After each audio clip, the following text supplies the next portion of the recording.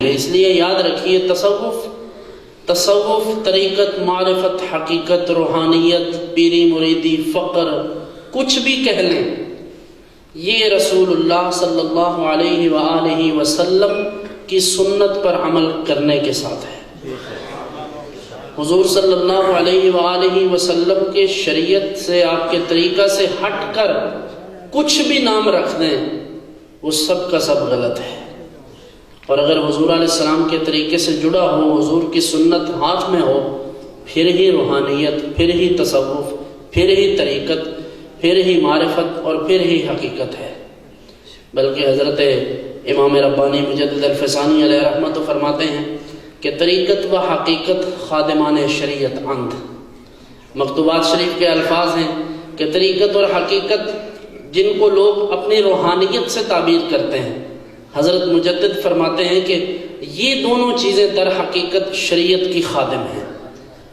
شریعت سردار ہے، اور جو حقیقت اور معرفت ہے یا طریقت ہے وہ سب شریعت کے تابع ہیں۔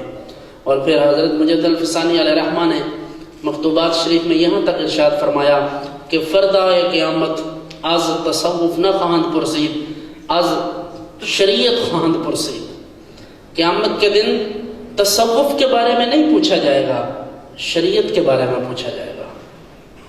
تصوف تو صفائے باطن کا نام ہے، اور صفائے باطن یعنی اندر کا پاک ہونا، یہ وابستہ ہے اللہ کے رسول صلی اللہ علیہ وآلہ وسلم کی سنت پر۔ اس لیے تصوف طریقت کو اس طرح ہی سمجھنا چاہیے کہ رسول پاک صلی اللہ علیہ وآلہ وسلم کی سنت، آپ کے خلفائے راشدین کی سنت ملحوظ خاطر ہو۔